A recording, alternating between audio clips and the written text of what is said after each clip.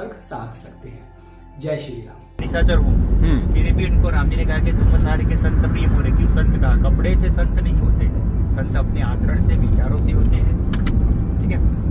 और उन्होंने बताया कि जैसे जननी जनक बंधु सुधारा, उनकी नीति कैसी है? अति नयनी पुरंद भाव नीति, जिसको नीति पसंद है, नीति पसंद है। जो निशाचरों के बीच में भी रहकर प्रभु का स्मरण करता है, नित्य नियमित रूप से उसकी पूजा पाठ करना, भक्ति करना बिना डरे, कोई डर नहीं है कि यहाँ पे मेरा अहित हो जाएगा। उसको पता है कि मेरा कुछ ना कुछ हित होगा। और रोजाना ब्रह्म मुहूर्त में उठकर राम राम का स्मरण करना और राम राम ते सुमिरन की ना, लिखा है गोस्वामी जी ने कि राम राम ते सुमिरन की ना। तो हनुमान जी ने जैसे सुना कि अच्छा निशाचरों की नगरी है, रात को तो जो नगरी मुझे दिखी वो सुबह मैंने जो देखी और रात को जो देख रहा हूँ, और जैसे ही पहला प्रहर ब्रह्म मुहूर्त का आता है तो लंका में भी कोई ऐसा है जो राम राम गा रहा है, तो ये कौन होगा? तो मनमहु तर्क करे कपिला का, उनको तर्क हुआ। तो तर्क हुआ तो यही समय विभीषण जागा। तो विभीषण जैसे ही जाग के बाद, तो ये भगवान का ही किया है कि एक भक्त को दूसरे भक्त से मिलाना, ये काम भगवान ने किया, राम जी ने। और कैसे किया? क्योंकि राम राम के स्मरण की ना, राम राम बोला तभी तो दोनों मिले। ठीक है। तो दूसरी लाइन में हनुमान जी बोलते कि हृदय हर्ष का विसर्जन चिन्हा। तो हनुमान जी का सीधा सर्टिफिकेट देते हैं, यदि कोई राम राम बोलता है, हृदय से बोलता है, तो हनुमान जी बोलते हैं ये सज्जन है। ठीक है। और दूसरी बार विभीषण जी को सज्जन किसने बोला? राम जी ने बोला। कैसे? कि तुम सारे के संत प्रिय मोरे, ऐसा सज्जन मम उर बस कैसे, लोभी हृदय बसी धन जैसे। तुम मुझे ऐसे प्रिय हो जैसे लोभी को धन प्रिय है। और क्यों प्रिय हो? क्योंकि तुमने मेरे लिए सब कुछ छोड़ा, अपमान सहा, अपने ही परिवार का दिया हुआ अपमान तुमने अपने कंठ में पीकर विष अपमान का, पीकर विष अपमान का, होकर व्यथित अजीर। वहाँ विभीषण जा चला जहाँ राजत रघुवीर। तो विभीषण को पता था कि जिसको रावण त्यागेगा तो संसार में इसको कोई नहीं रखेगा। तो माता कैकेयी ने बताया कि भाई कभी राम जी की सेना में जा, वो भले दयालु कृपालु है, वो तुझे रख लेंगे।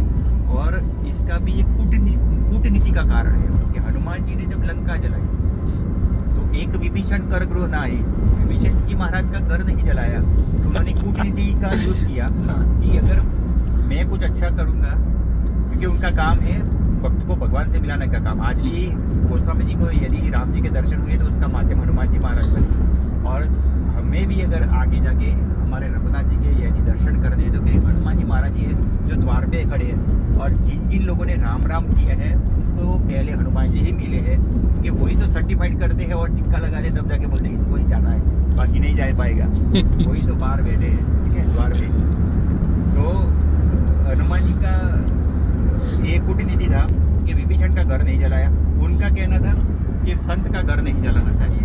ठीक है। और दूसरी बात कि पूरी लंका में से तेल आया, घी आया, कपड़े आए, सबने कंट्रीब्यूट किया है, विभीषण जी ने कंट्रीब्यूट नहीं किया मेरी कोशिश जलाने। तो जो मुझे डराया है, मुझे अर्पण किया है, तो मैं उनको प्रसाद तो दूंगा। तो मैं जहाँ से आया वहाँ ही दूंगा, जहाँ से नहीं आया वहाँ पे नहीं जाऊँगा।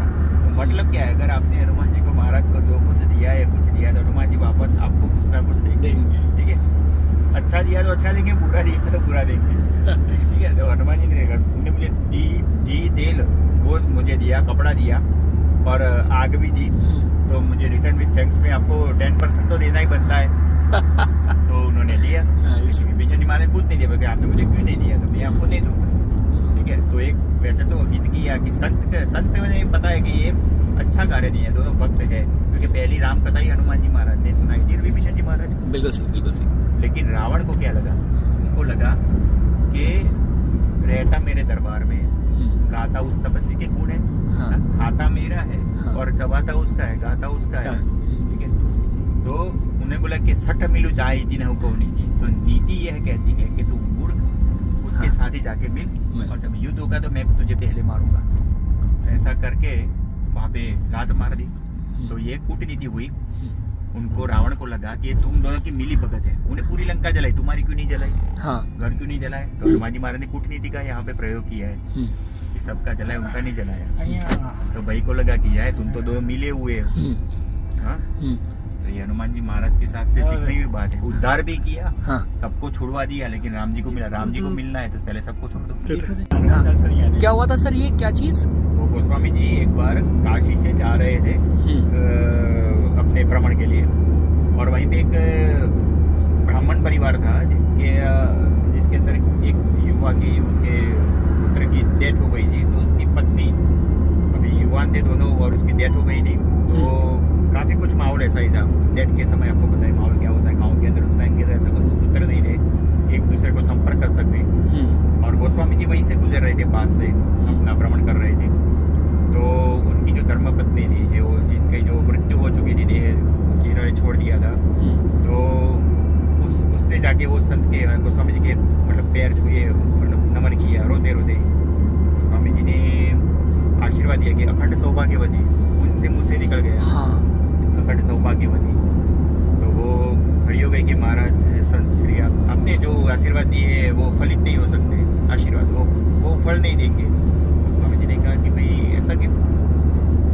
बताइए। उन्होंने कहा भाई जो आप बता रहे वो नहीं हो सकता, तो कि मैं इसलिए तो रो रही हूँ कि वो नहीं हो सकता। और आपने, मैं आई थी आपके पास कुछ और इच्छा की वजह से, ठीक है, एक दुख शोक था ना मृत्यु का, उनके हस्बैंड का, पति का।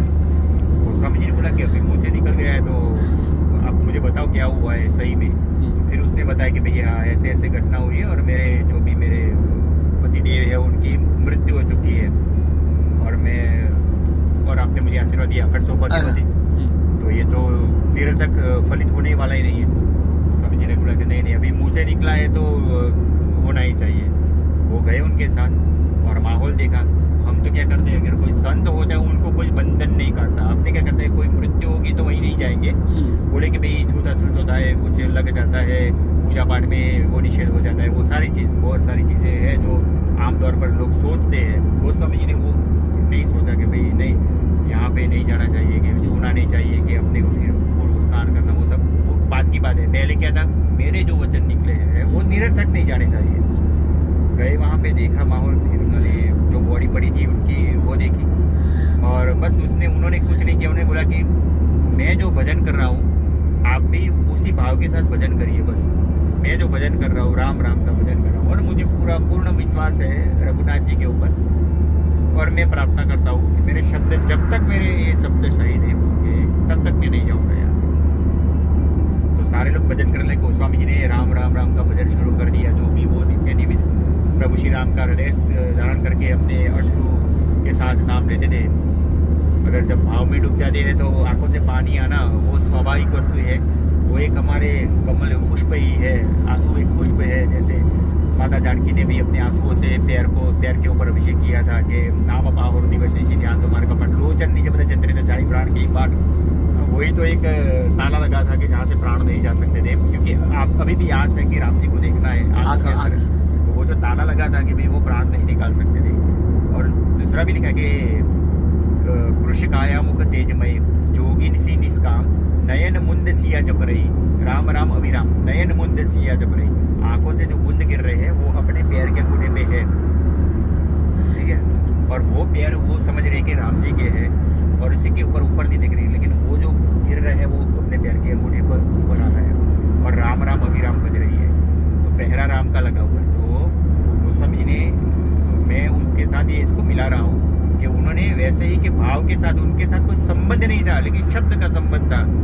मेरे आशीर्वाद दिए हैं तो वो निरर्थक और फलित होने चाहिए, कि जो मेरे सामने जो आशीर्वाद लेके गई है उसने बोला कि फलित नहीं होगा। और मुझे ये विश्वास है कि यदि भगवान साथ है और भक्त की यदि बात सुनते ही है तो ये काम होना ही चाहिए। उनका विश्वास था, उनको चमत्कार दिखाना नहीं था, उनको विश्वास था, तभी तो आवाज आई ना, तभी आशीर्वाद आया ना। आशीर्वाद कुछ और भी आ सकता था, आ सकता था, वही आशीर्वाद मुझसे क्यों निकला। लेकिन ये सारा काम कराने का गोस्वामी जी को, ये सारा काम कराने का जो दायित्व था वो हनुमान जी का था। उन्होंने ही ये सारा कुछ खेल किया होगा, मैं तो वही मानता हूँ, क्योंकि राम जी ने हनुमान जी को ही रखा है। हनुमान जी सारे खेल करते आते हैं और राम जी करवाते हैं, क्योंकि बंदर नाचता है और उसको पदारी नचाता है। तो स्वयं महादेव जी ने कहा है कि भाई मैं तो राम जी का बंदर बनूंगा और मेरे राम जी जैसे मुझे नचाएंगे मैं वैसे नाचूंगा। इसलिए तो बोला कि शाखा मृग के बड़ी मनुसाई, शाखा दे शाखा पर जाई। मेरा काम था एक शाखा से दूसरे शाखा पर कूदना, आग लग गई वो काम सब अपना तब प्रभाव बढ़वान रही जाय सके गलटू आटक जारा सोने की लंका तो जलाने का काम आपका था। अग्नि तो आपने पैदा किया मुख से।